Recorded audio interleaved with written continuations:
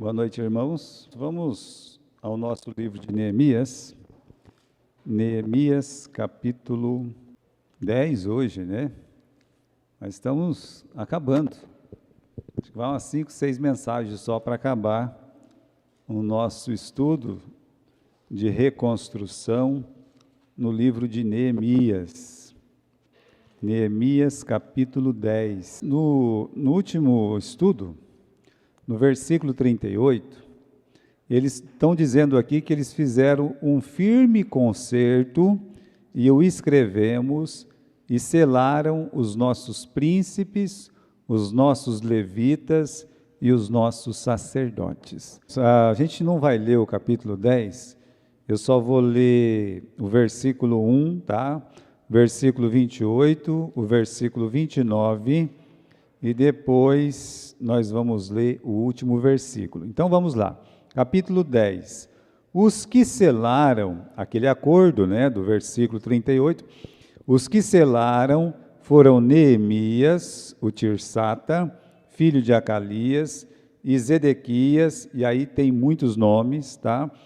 No versículo 28, e o resto do povo, os sacerdotes, os levitas, os porteiros, os cantores, os netineus, e todos os que tinham se separado dos povos das terras para a lei de Deus, suas mulheres, os seus filhos, as suas filhas, todos os sábios e os que tinham a capacidade de entender, firmemente aderiram a seus irmãos, os mais nobres de entre eles, e convieram num anátema e num juramento de que andariam na lei de Deus, que foi dada pelo ministério de Moisés, servo de Deus, e de que guardariam e cumpririam todos os mandamentos do Senhor, nosso Senhor, e os seus juízos e os seus estatutos. Último versículo, porque aquelas câmaras, os filhos de Israel e os filhos de Levi, devem trazer ofertas alçadas do grão, do mosto, do azeite, porque ali estão os utensílios do santuário, como também os sacerdotes que ministram, e os porteiros e os cantores, e que assim não desampararíamos a casa de Deus. Bem, na semana passada, nós falamos sobre a oração e o arrependimento. Hoje nós vamos falar que a mudança, ela não pode ser feita em palavras, ainda que ela pode ser proclamada em palavras. A mudança, ela precisa ser feita com atitudes. Por isso, o capítulo 10 do livro de Neemias, você vai ver aí no título, não sei como é que está na sua Bíblia, mas aqui na minha Bíblia é o pacto, né? Os nomes dos que selaram o pacto, ou o nome das pessoas que selaram a aliança. Que aliança? Essa que eles disseram que fizeram no versículo 38, aí do capítulo 9, que diz que com tudo isso nós fizemos um firme concerto, ou um pacto. Nós escrevemos, selar os nossos príncipes, os levitas, os sacerdotes. Então, é sobre isso que nós vamos falar hoje, que eles realmente falaram que ia fazer alguma coisa, hoje eles estão autenticando. É como se fosse lá no cartório e dissesse, olha, nós decidimos que vamos fazer isso, e nós vamos fazer sobre juramento e sobre anátema, ou seja, sobre juramento e sobre maldição. Eles vão fazer um pacto com Deus. Agora, irmãos, na semana passada, nós falamos sobre o arrependimento, né, que aconteceu em 6 horas de culto. 3 horas leram a Bíblia e mais 3 só para oração e confissão de pecados. E nós vimos que, primeiro, eles confessaram sim os seus pecados. Eles disseram, Senhor, nós fomos tão rebeldes. Quando nós saímos de lá, Senhor, o Senhor mandou a gente entrar na terra prometida, nós não entramos, né? Nós fomos rebeldes. o Senhor, né, teve paciência conosco porque a gente se rebelou com aquela questão dos bezerros, né? O Senhor teve misericórdia também, e Ele foi lembrando pecados do povo, e em cada vez que Ele lembrava do pecado do povo, Ele reconhecia que Deus tinha sido misericordioso. Só para vocês verem, no versículo 17, vamos dar uma olhadinha no capítulo 9, versículo 17, tem um versículo muito bonito aqui. Lá no final do versículo 17 diz assim: ó Deus perdoador, clemente e misericordioso, tardio em irar-se e grande em beneficência, o Senhor não os desamparou. Então reconheceram a culpa, reconheceram a consequência da culpa. Você pode ler isso no versículo 27, que eles falam, olha, realmente nós pagamos um preço alto, e aí finalmente eles dizem assim, mas o Senhor é um Deus que perdoa, o Senhor é um Deus clemente, o Senhor é um Deus misericordioso, tem mais coisas aí, você sabe, você pode ler. Aí finalmente ele diz assim, o Senhor não nos desamparou, ou seja, não basta essa confissão. O capítulo 10 ensina para nós que não basta a confissão verbal. A confissão de verbal é muito importante, é importantíssima no processo de reconstrução. Agora, no capítulo 10, ensina para nós que eles não ficaram só em palavras, eles decidiram mudar, decidiram que realmente era preciso fazer um pacto e uma decisão escrita de que eles iriam mudar. Essa decisão é muito parecida com o que nós temos no Novo Testamento. No Novo Testamento, o apóstolo Paulo ele pega muito pesado com a igreja de Coríntios. Nós estudamos tanto a primeira quanto a segunda carta de Coríntios aqui. Agora, ele pegou pesado, falou na primeira carta, e na segunda carta ele trata diferente. Na segunda carta, algumas coisas vão acontecendo ali, que você vê que o apóstolo Paulo, ele não está batendo no pecado, ele está levando as pessoas a uma consideração do que fazer porque eles se arrependeram. É muito parecido com o que está acontecendo no livro de Neemias, onde eles reconhecem que pecaram, a punição de Deus, e aí eles entendem que Deus, na sua misericórdia, ele precisa ser honrado, ele precisa ser glorificado, e não tem jeito de glorificar mais do que mudando. Então, eu convido você, primeiro para abrir, né, no livro de 2 Coríntios, capítulo 7 e versículo 10. 1 Coríntios, capítulo 7 e versículo 10. Então, aqui, o pecado, nesse capítulo 7 de 2 Coríntios, versículo 10, está bem assim, olha, eu acho que tem na tela aí para você mostrar para o pessoal de casa, Felipe, né? Para você vai ser o verdadeiro arrependimento, produz reconstrução ou mudança. Vamos ler esse versículo. A tristeza conforme o Senhor não produz remorso, mas sim uma qualidade de arrependimento que conduz à salvação. Porém, a tristeza do mundo traz a morte. Então, já está lido esse versículo, vocês leram comigo, o Felipe vai poder para o pessoal de casa colocar na tela anterior, tá? Olha, o pecado, quando ele é confrontado, ele causa dois tipos de tristeza, a verdadeira e aquela que parece ser verdadeira. Aquela que o Esaú, ele sentiu, correto? E aquela que realmente o Pedro sentiu. Então, tem uma diferença? Tem muita diferença, como nós lemos aí no versículo 10. Bem, existe alguma coisa como o remorso, isso que o Esaú sentiu. Quando o Esaú sentiu o peso do pecado, que ele perdeu a bênção, ele começou a chorar para o pai dele. Chorou, porque ele não foi abençoado. Mas a bênção falava assim, meu filho, falando para Jacó, né, que foi abençoado no lugar dele, você vai habitar aqui no melhor da terra, tal, né? Então, na verdade, a bênção que ele falava que ele queria, era morar na terra de Canaã. E aí, então, como ele não recebeu, A Bíblia diz que ele abriu o bocão, lá no capítulo 27, né? E chorou. É desse choro que o livro de Hebreus lembra, lá no final do livro de Hebreus. Então, quando ele teve a primeira oportunidade, o irmão dele nem morava mais em Canaã, só ele que morava, né? Parecia que o pai tinha errado a profecia. Ele morava e o irmão já tinha ido embora para outro lugar. Na primeira oportunidade, ele vai embora da terra de Canaã sem ninguém mandar. O Jacó foi porque a mãe mandou, o pai mandou. Mas depois ele volta, depois de 20 anos ele volta e cumpre a promessa de ficar na terra prometida. Agora, o Esaú não. Quer dizer, ele chorou por uma bênção, ele chorou por uma terra que na primeira oportunidade ele abandonou, ou seja, aquilo foi lágrimas de crocodilo. E é isso que o apóstolo Paulo está discutindo lá no versículo que a gente vai ler de novo. Agora, existe a tristeza para o arrependimento. Quem causa essa tristeza? Deus, né?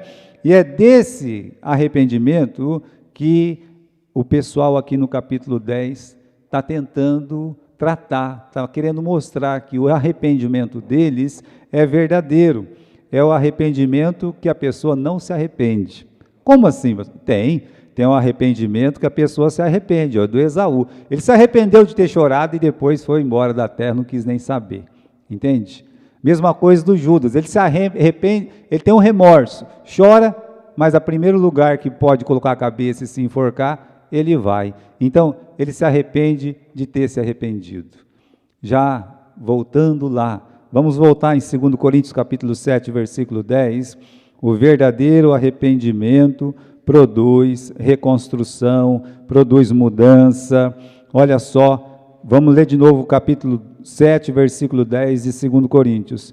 A tristeza conforme Deus não produz remorso. Remorso é uma coisa, arrependimento é outra. Mas sim uma qualidade de arrependimento que conduz à salvação. É uma qualidade de arrependimento diferente daquele que sente, a pessoa, ela chora um mal que ela fez, mas na primeira oportunidade ela vai fazer de novo. Isso é remorso. Aí, ele diz, mas sim uma qualidade de arrependimento que conduz à salvação, porém, a tristeza do mundo traz a morte, ou seja, é uma coisa que, essa tristeza é o remorso que nós falamos que tanto o Esaú quanto o Judas sentiu. No versículo seguinte, o que o arrependimento genuíno produz? 2 Coríntios 7:11. Veja lá. Vede que esse constrangimento, segundo a vontade de Deus, produziu em vós. É como se o apóstolo Paulo estivesse dizendo assim, presta atenção no que o verdadeiro arrependimento produz. E tem uma lista enorme, né? Na lista está escrito assim, olha, dedicação, mas igualmente a defesa própria, indignação, que temor, que saudade, que preocupação, que anseio por ver a justiça estabelecida. É muita coisa, não é? Então, se a gente fosse colocar em detalhes, vamos ver em detalhe a produção desse arrependimento, você vai ver no começo da lista. O que o arrependimento genuíno produz? Primeiro, dedicação. Vai depender da sua tradução, tá?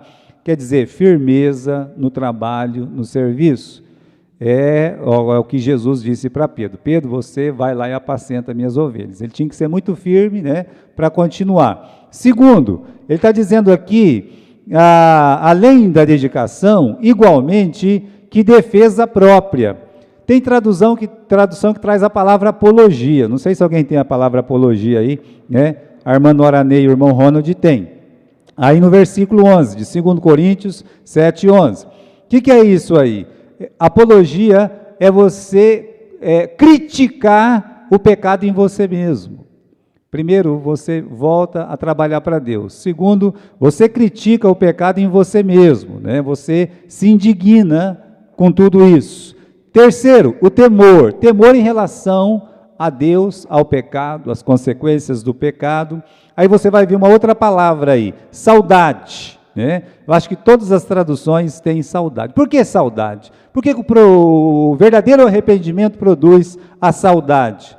É o desejo de reconciliação com Deus, conforme o Davi tinha lá no Salmo 51. Depois, preocupação, que é um zelo, né? Tem tradução que traz a palavra zelo. Zelo pelo dever, ou seja, a preocupação de realmente fazer o que é certo. Aí, finalmente, anseio por ver a justiça estabelecida, ou seja, satisfazer todos os danos ocasionados. Tem tradução que traz a palavra vingança, tá? Então, no sentido, vindicação, ou seja, você sabe que você, se puder reparar, você repara, se não puder, Cristo vai reparar. É isso que ele está falando, de arrependimento verdadeiro. Então, nós estamos com uma nação aqui, que ela está vivendo isso. Por quê? Porque Israel pecou e Deus colocou muitas maldições sobre Israel, como, por exemplo, eles foram desterrados 70 anos no cativeiro, faz 150 anos que não tinha culto, quer dizer, era muita coisa. Aí o que eles resolveram? Bom, nós resolvemos proclamar o arrependimento, olha, depois de ter feito o muro. Então, no capítulo 9, eles estão fazendo um culto de arrependimento, e aí eles chegam na decisão, não adianta só ficar chorando, né? Senão a gente vai ficar que nem o Esaú, chorando. Nós temos que tomar uma decisão de avançar, uma decisão de fazer a vontade de Deus, como tudo isso que o apóstolo Paulo colocou diante de nós. Então, meus irmãos, na prática, né, como é que isso vai funcionar? Vamos ver, né? O mentiroso insere, ele só vai lamentar se for pego na mentira. Agora, é diferente do arrependimento, né? A tristeza verdadeira leva ao arrependimento, aí sim há um compromisso de mudança. Essa é a grande diferença, né? Do Esaú, que só sente na hora, e daquele que realmente deseja mudar. Essa é a grande diferença. O que você está vendo no capítulo 10 é um desejo de mudança. Eles vão ter força para isso? Bom, isso é assunto para outro estudo, mas você vai ver que, como nação, ele não tinha força para fazer, ajuramentar como eles ajuramentaram, trazer para o maldito como eles trouxeram, mas o que eles estão querendo dizer é que não pode ficar só em palavras. A mudança, ela tem que vir com atitudes. Dizer que vai mudar e não mudar, por isso tem aquela parábola do arrependimento. Qual que é a parábola do arrependimento na Bíblia? É aquela que o pai diz assim, filho, vai trabalhar na minha vinha. Não, ele falou assim, eu não vou. Aí você tem aquela frase que diz assim, arrependendo-se, foi. Então, essa é a parábola do arrependimento na Bíblia. Aí ele diz para o mais novo, meu filho, vai trabalhar na minha vinha. Ele disse, vou, e não foi, né? Ou seja, arrependimento é, antes de qualquer coisa, atitude de mudança. E é isso que o Israel está querendo fazer, atitude de mudança. Eles estão assinando um compromisso de que vão mudar. Agora, isso não é um pacto das obras, tá? Não é um pacto das obras, não é um meio de ser aceito por Deus. Eles já eram o povo de Deus. Eles não precisam de um pacto para ser povo de Deus. Engana-se se a pessoa fala assim, agora sim eles vão ser o Israel de Deus. Não, eles nunca vão deixar de ser o Israel de Deus. Isso está um detalhe da nação de Israel. Eles nunca vão deixar de ser o povo de Deus. Está lá, está em guerra, está com bomba, está sem bomba, ficaram 2000 anos sem nação, eles não deixaram de ser o povo de Deus. Israel não pode. Deus, ele cita aquela palavra, né? Pode uma mãe esquecer do seu filho? Então, eu não me esqueço de ti. Uma mãe pode até esquecer, mas eu não me esqueço de ti. Então, meus irmãos, aqui não é um pacto das obras. Eles já eram o povo de Deus, eles não precisavam ser aceitos como filho de Deus. É uma resposta amorosa ao próprio amor de Deus. Então, o nosso desejo de mudança, não é eu dizer assim, agora eu vou ser filho, não, você já é. Mas isso aí é uma resposta de amor e ao próprio amor. É você querer tratar o amor de Deus com amor. Então, eles vão aqui, meus irmãos, mostrar em atitude que realmente eles estão transformados. Na verdade, seria isso aí, né? Para nós, no Novo Testamento, é assim que nós nomeamos. Agora, dá uma olhadinha no capítulo 10, pelo seguinte, eu falei para vocês ler o versículo 1, e depois nós pulamos para o versículo 28 e o versículo 29. A lista é enorme. Quando você lê do versículo 1 até o versículo 27, aqui, irmãos, são muitos nomes, tem mais de 80 nomes. Começa pelo Neemias, depois vai pelo Zedequias, que é o sacerdote, aí vem aquele monte de nome, tá? Tem um monte de sacerdote, depois tem um monte de levita, tem líderes. São os líderes da nação. Então, esses mais de 80 homens, líderes da nação, representando a nação, o que eles fazem? Eles vão lá e assinam aquele pacto. E nós vamos ver o que tinha no pacto, tá? Mas esses mais de 80 vai lá e assina. Agora, se você olhar o versículo 28, o resto do povo, sacerdote, levitas, porteiro, cantores, os netineus, e todos que tinham se separado dos povos da terra, da lei de Deus, suas mulheres, seus filhos, suas filhas, todos os sábios, e os que tinham capacidade de entender, firmemente aderiram a seus irmãos. Ou seja, os líderes foram lá, assinaram. Aí os outros, o resto do povo, né, e as outras pessoas que se separaram das outras nações, eles foram lá e assinaram também. Ou seja, não é que assinaram, eles se juntaram, eles reconheceram, olha, nós estamos reconhecendo essas assinaturas dos nossos líderes, né? Então, a estes se juntaram o resto do povo, está aí, né, no versículo 28, não sei como está na tua tradução. Quem eram essas pessoas? A palavra de Deus diz para nós no final do versículo 28, fala assim, suas mulheres, seus filhos, suas filhas, os sábios, os que tinham capacidade de entender. Irmãos, nós estamos falando aqui que o pacto envolvia todo mundo. Apesar dos líderes terem ido lá e assinado aquela carta, na verdade, todas as famílias estavam concordando com aquilo que estava acontecendo. Nos Estados Unidos, por exemplo, quando tem uma eleição, o Estado vai lá, por exemplo, tem 50 estados, então, cada estado tem um número de delegados, e aquele camarada que representa o estado, ele representa os delegados, e aqueles delegados representam talvez 30, 50 milhões de habitantes. Só que é o seguinte, aquele camarada vai lá, se ele quiser, olha, veja só, se ele quiser, ele pode mudar o voto dele. Sabia disso? Ele pode chegar e falar assim, não, só que ele respeita a decisão de todos os outros. O que nós estamos assistindo aqui, não é que os líderes assinaram e onde o boi vai, a vaca vai. Não. O que está acontecendo aqui é que toda a nação resolveu assinar e os líderes foram lá e colocaram o dedinho, assinaram em nome de todos. Mas se você vê, são as famílias, os pais de famílias, esposa, filhos e filhos. Sabe por quê? Porque a mudança começa sempre nas famílias. Não tem igreja forte. Você, aquela igreja é forte. Não tem.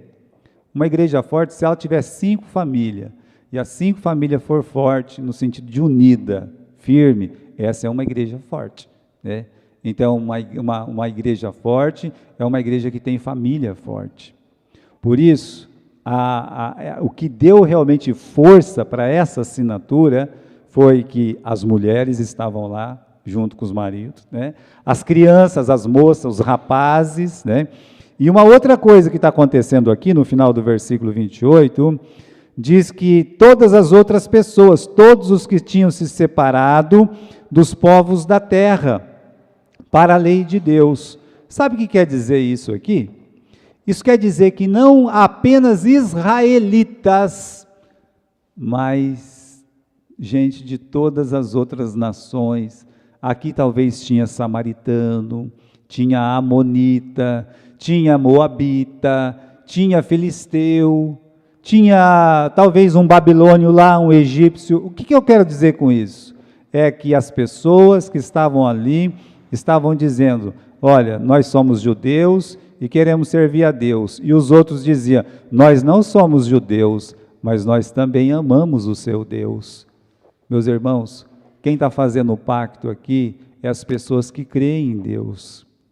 Aqui é muito parecido com a igreja. A igreja também tem um pacto. E eu acho muito importante esse ponto no livro de Neemias, porque essas pessoas, eles estão se comprometendo a fazer alguma coisa para mostrar que eles mudaram, que não é aquela nação pecadora lá atrás, mas é uma nação que quer servir a Deus, e por isso eles estão ali, todos de pé, para ver os líderes assinar aquela carta. Olha, Deus tem prazer de trabalhar com a família, e mais ainda, Deus tem prazer de trabalhar com todos os povos. Aqui não só israelitas, mas gente de todos os povos. O detalhe é que eles se separaram dos povos das outras terras, ou seja, teve que ter uma separação. Para você fazer parte aqui desse pacto, você tem que se separar do que a sua nação acredita, do que eles creem.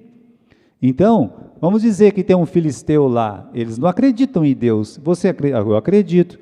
Então, você vai ter que se separar dessas pessoas. É um mundo separado. A igreja também é um mundo separado. Olha, irmãos, o capítulo 10, ele só tem duas partes. A primeira parte vai até o versículo 27, 28, 29, aliás, que fala sobre quem assinou aquele papel. Do versículo 30 até o versículo 39, quer dizer, esses últimos 9 versículos aqui, todos eles bem compridão, né? Então, esses últimos versículos falam sobre o que eles assinaram. Então, veja só, né? Se na primeira parte tem 84 pessoas assinando, os líderes, sacerdotes, chefe de família, na segunda parte, que é do versículo 29 em diante, está escrito o que eles assinaram. O que eles assinaram, pastor? Bem, então está aqui, no versículo 29, lá no meio, eles firmemente, vamos ler desde o começo, o versículo 29, eles firmemente aderiram os seus irmãos, os mais nobres dentre eles, convieram no maldito juramento de que andariam na lei de Deus, que foi dado pelo seu servo Moisés, servo de Deus, de que guardariam e cumpririam todos os mandamentos do Senhor, nosso Senhor, os seus juízos e também os seus estatutos. A primeira coisa que eles juraram, que eles assinaram, eles estão dizendo um para o outro, olha, nós vamos andar de acordo com a palavra de Deus. Nós vamos andar, nós vamos seguir a palavra de Deus. No caso aqui, seria a lei de Moisés, correto? Para nós é toda a Bíblia, porque o cristão tem toda a Bíblia. Mas para eles estão dizendo, primeiro artigo, nós vamos andar na lei de Deus. Segundo artigo, versículo 30, não vamos dar nossas filhas aos povos da terra, nem vamos tomar as filhas deles para os nossos filhos. Ou seja, não vamos ter casamento misto. Isso é o segundo artigo, tá? A não mistura.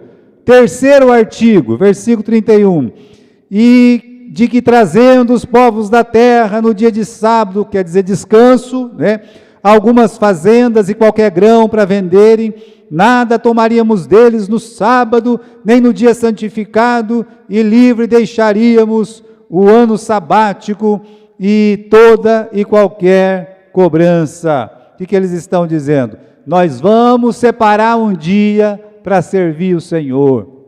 É o que eles estão dizendo. E ainda disseram, e nós vamos guardar o ano sabático, quer dizer, no ano sabático, que é o ano do perdão, nós vamos perdoar a dívida dos nossos irmãos, não vai ter cobrança, nada. Eles estão levando a sério, já tem 3 artigos aqui, nós cremos na Bíblia, nós não vamos ter casamento misto, julgo desigual, e nós vamos guardar o dia do Senhor. E aí no versículo 32, veja só, o 4º artigo, também sobre nós pusemos preceitos, impondo-nos cada ano a terça parte de um ciclo, para o ministério da casa dos nossos Deus, para os pães da preposição, para a contínua oferta de manjares, para o contínuo holocausto dos sábados, das luas novas, das festas solenes, para as coisas sagradas, para sacrifícios pelo pecado, para reconciliar a Israel e para toda a obra da casa do Senhor. Qual é esse 4º artigo? que eles ajudariam financeiramente a obra do Senhor, sustentando o templo, os levitas, todo o trabalho do Senhor. Eles estão assumindo essa responsabilidade. E aí, meus irmãos, no versículo 34, uma coisa é ajudar financeiramente, outra coisa é ajudar na manutenção. E aí no versículo 34 ele diz: também lançamos a sorte entre o sacerdote levita e o povo, acerca da oferta da lenha, que se havia de trazer à casa do nosso Deus, segundo a casa dos nossos pais, a tempos determinados, de ano em ano, para se queimar sobre o altar do Senhor nosso Deus, como está escrito na lei. O que eles estão dizendo aqui? Nós vamos ajudar sim, financeiramente essa obra, mas nós vamos ajudar na manutenção. Quando fala que tem que trazer a lenha, é porque eles chegavam lá, trouxe um novilho aqui para sacrificar, tinha que ser queimado, se fosse um holocausto, e lenha para queimar, Onde é que vai achar tanta lenha em Jerusalém? Não tem. Então, meus irmãos, eles entendendo essa necessidade, sabe aquela história que eu já falei para vocês? Tem um papel no chão. Bem, não foi eu que joguei, entende? Então já pensou se todo israelita jogasse a responsabilidade para o outro? Eu não vou levar lenha não, quem quiser que leve, Mas só quando você chega lá, você quer que queime o seu novilho, É problema deles lá, eu já estou levando o novilho, Veja só, eles estão se responsabilizando pela manutenção do templo. Isso foi um artigo diferente da ajuda financeira. E depois, lá no finalzinho, no versículo 38, eles falam assim, um outro artigo, que diz assim, olha, e que o sacerdote, filho de Araão, estaria com levitas, quando os levitas recebessem os dízimos, e que os levitas trariam os dízimos dos dízimos à casa do nosso Deus, às câmaras da casa do tesouro. Resultado, eles estão dizendo, nós vamos fazer uma fiscalização em tudo aquilo que nós nos comprometemos a oferecer para a casa do Senhor. Uma espécie de aferição, Mas é uma fiscalização mesmo. Eles mesmos resolveram fazer isso aí. Meus irmãos, estão colocando ordem. Isso aqui, por exemplo, construir o templo. O templo estava a Deus dará. Levaram anos para construir o templo, quando construir estava Deus dará. Tanto é que o Esdras teve que sair lá da Babilônia, lá da Pérsia, para arrumar as coisas, e ele não conseguiu, só conseguiu depois que o Neemias chegou. Só que o Neemias chegou, o templo já estava muitos e muitos anos construído, mas estava abandonado. O que adianta ter construído e abandonado? O serviço do sacerdócio, como é que está? Não tinha, Não tinha, não estava em ordem. Olha, eles colocaram em ordem, e eu lembro os irmãos que quando o pai do João Batista ficou sabendo que ele ia nascer, ele estava fazendo o quê? Sacrifício. Ele estava nessa ordem que eles organizaram, entenderam? Quer dizer, alguma coisa tinha que ser feita, para o trabalho não parar. Então não é ir lá fazer, deixar, abandonar e tal, não, Eles resolveram cuidar. Então, mas para cuidar, eles dizem, primeira coisa que nós temos que fazer, nós temos que guardar a palavra, nós temos que separar um dia da semana para servir o nosso Deus, e nós temos que colocar nossa família para fazer essas coisas, e nós também temos que fiscalizar isso para não virar uma bagunça, nada, É isso que eles estão dizendo. Meus irmãos, 3 coisas importantes, nesse final do capítulo 10, que é a aliança que eles assinaram. Eles estão jurando fidelidade a Deus, E nós também devemos jurar fidelidade a Deus sobre nossos relacionamentos. Veja, no versículo 30, é reconhecido o perigo da mistura. Eles fazem uma lei sobre casamento misto. Isso aqui não é uma questão racial. Meus irmãos, Deus não tem problema com raça nenhuma, porque é Ele que criou a raça.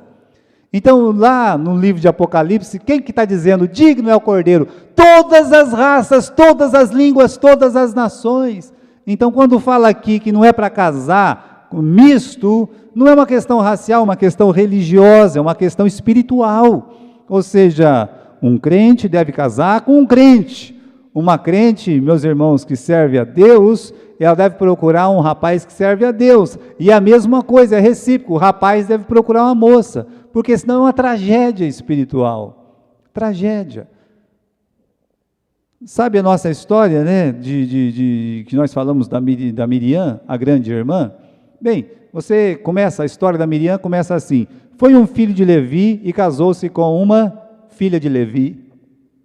Ou seja, eles casaram na mesma tribo. O correto mesmo é um irmão casar com uma irmã da mesma igreja. Para quê? Para não ter um casamento misto. Olha, o versículo 30 reconhece o perigo da mistura. Segundo, é que o Paulo advertiu isso. Quando ele disse, olha, não vos ponhais em julgo desigual com os incrédulos. Até as viúvas, quando ele fala com as viúvas em 1 Coríntios 7, ele fala assim, case, mas case somente no Senhor, né? Dizendo para elas. Então, meus irmãos, faz muita diferença, né? Na criação dos filhos. Então, quando você tem um filho, né, que você vai ver realmente a diferença. Porque se a esposa não é cristã, ela que fica com os filhos. Né? Foi o que aconteceu com Judá. Lembra do Judá? Ele teve lá os 2 filhos primeiro que Deus matou. Por que Deus matou os filhos de Judá? Né? Porque a mãe cananeia que ele arrumou para os filhos dele, era uma pessoa muito, cananeia. E os cananeus, a religião dos cananeus eles pegam o primeiro filho que nasce, mata, coloca lá no betume e no cal e reboca a casa para espantar os maus espíritos. É assim que eles faziam. Então, como é que uma religião dessa pode existir? Existe, e as pessoas creem. Então Deus está dizendo aqui, olha, vocês não casem com pessoas de outras nações, porque as outras nações têm um Deus que não é Deus, e vocês têm o Deus verdadeiro. Então, irmãos, juramos fidelidade ao Deus nos nossos relacionamentos, juramos fidelidade a Deus sobre o dia de descanso. Veja aqui no versículo 31, né, que nós falamos que eles tomariam algumas decisões, eles tinham quebrado o 4º mandamento, que era para guardar o dia do Senhor, eles não guardaram, né? E por que a gente tem que separar um dia para servir a Deus? Bem, para você dizer o quanto você ama a Deus. É por isso que nós separamos um dia para servir a Deus. É tempo de adoração, adorar Ele mesmo na sua casa, né? Ter um tempo para servir Ele na casa dele. Você fala assim, não, hoje eu vou servir o Senhor na casa do Senhor, né? É um reconhecimento que você descansa nele. Quando fala assim, guarda o sábado, a palavra sábado, meus irmãos, significa descanso. É por isso que tem uma confusão tão grande, né? Você fala, o 7º dia. Na verdade, sábado significa descanso. Então, Jesus Cristo, Ele descansou, e Ele ressuscitou no 1º dia, e desde então, a igreja tem guardado o 1º dia da semana, que é o dia do Senhor.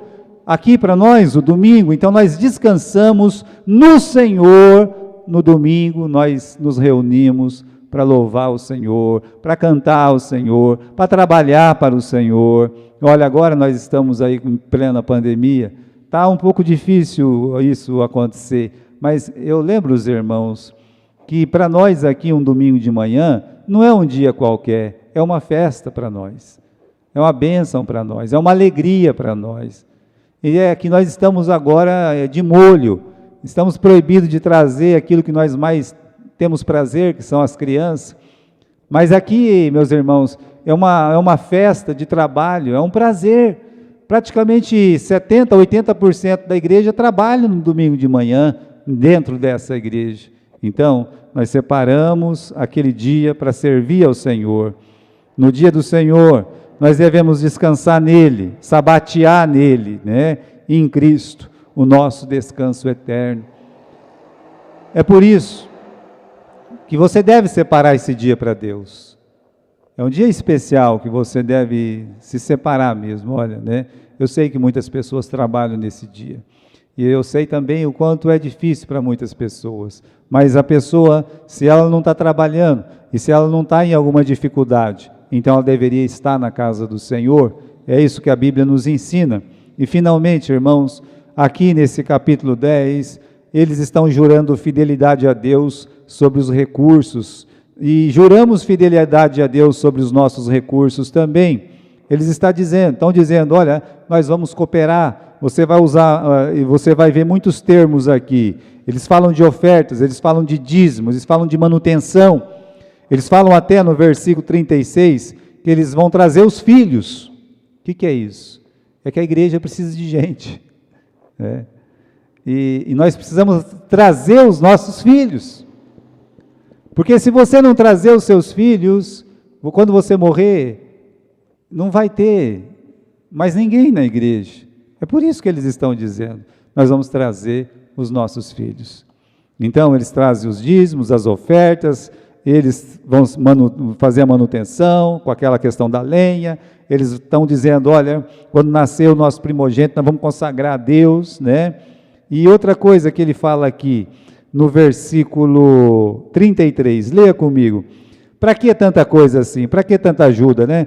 Para os pães da preposição, para a contínua oferta, para o contínuo holocausto. Olha essa palavra aqui, contínuo, você vai ver essa palavra se repetindo, era uma contribuição contínua, né? Uma coisa contínua, não era uma ajuda circunstancial, mas sem interrupções. Eles realmente estariam prontos a ajudar sempre a obra do Senhor. Então eles juraram essa fidelidade, e é o prazer de Deus, meus irmãos, que a gente separe não somente um tempo para servir a Deus, mas a gente separe o que é nosso para entregar nas mãos do Senhor, e você vai ver isso. Isso não é uma coisa assim que, aquela pessoa, ela está querendo se aparecer. Não, né? Ela está debaixo da obediência de Deus. Então, uma outra coisa é que eles inferiram uma maldição e um juramento. Eu quero terminar com essa consideração sobre a seriedade do pacto, aí no versículo 29. Eles tem muita coisa que eles falaram que eles iam fazer, mas eles foram muito sérios naquilo que eles estavam fazendo. Veja só, versículo 29, está aqui, meus irmãos, o cerne do capítulo 10. Firmemente aderiram a seus irmãos, os mais nobres de entre eles, e convieram num maldito e num juramento. Convieram num maldito e num juramento de que andariam na lei de Deus, de que guardariam, de que cumpririam. Andar, guardar, cumprir, eles fizeram duas coisas. Primeiro, eles fazem uma promessa para Deus, Senhor, eu prometo te servir, né? Eu prometo separar um dia para te servir, eu prometo ajudar na obra do Senhor, eu prometo levar os meus filhos na casa do Senhor. Eles estão fazendo essas promessas. Mas aí, por eles mesmos, e Deus não pediu nada disso, mas eles fazem um maldito, anátema, né? Como que dizendo assim, que Deus nos puna, que Deus nos corrija, que Deus nos castigue, se a gente não cumprir aquilo que nós estamos prometendo. Eu disse para você, Deus não pediu nada disso. Deus não pediu que eles jurassem, nem que eles fizessem um maldito. Mas foi uma resolução deles. A nossa igreja, por exemplo, também tem pacto. Nós temos o pacto, e o pacto é muito parecido com o que está aqui no capítulo 10. O pacto é que nós vamos procurar guardar a palavra de Deus, que nós procuramos levar os nossos filhos para a casa do Senhor, ensinar os princípios cristãos aos nossos filhos, ensinar os nossos filhos a amar a casa do Senhor, que nós vamos procurar contribuir com a obra missionária, com a obra do trabalho da igreja. Tudo isso tem no nosso pacto, né? Mas assim, dizer, Deus nos obriga a isso? Não, isso não é o pacto das obras, não pode ser. O Novo Testamento não trabalha com essa questão.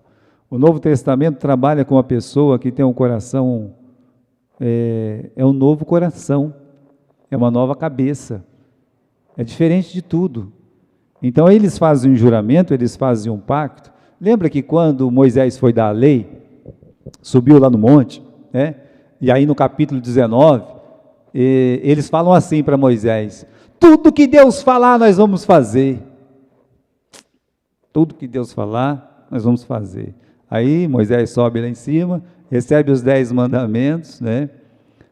No outro dia já estava a gente lá no sábado, já estava catando lá uns graves, já tinha quebrado, Israel já tinha quebrado.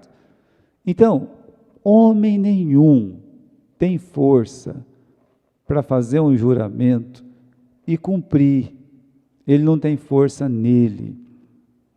Ele pode fazer, se ele quiser ele pode até fazer, mas ele não tem força nele, homem nenhum tem força, né, para realmente falar, e vou cumprir.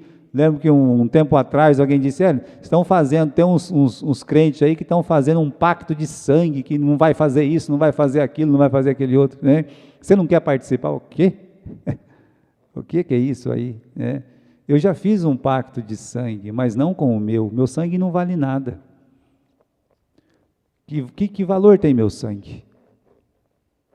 Vamos dizer que eu chego em Deus e digo assim, meu Deus, como eu não tenho nada a te dar, dou-te o meu sangue. O que Deus vai fazer com isso? Fala para mim. O que Deus vai fazer com o meu sangue? Um pecador. Mas alguém olhou e disse, Pai, nas tuas mãos eu entrego o meu espírito. Aí o Pai aceitou aquele sangue. E é aquele sangue que nos lava. Eu já tenho um pacto de sangue. Esse pacto de sangue é o sangue do Cordeiro. É ali que eu fico. É ali que eu sou lavado. É ali que eu sou justificado. É ali que eu sou aceito por Deus, não pelo meu. Meu não.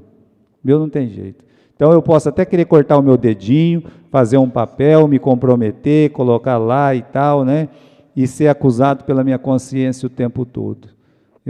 Melhor você entregar a sua vida nas mãos do Senhor e ter um pacto de amor com Deus. Fazer um pacto de amor, ou seja, meu Deus, né? O Senhor sabe o quão falho eu sou, fui, talvez serei. Peço que o Senhor me dê graça de te servir, me ajuda a ter força para vencer todo o mal, todo o pecado, toda transgressão, me ajuda a trabalhar todas as minhas fraquezas, de olhar, de ouvir, de fazer, de pecado de omissão, comissão, pensamento. Quer dizer, você reconhece diante de Deus a sua fraqueza e pede força para Deus, como o apóstolo Paulo nos ensina.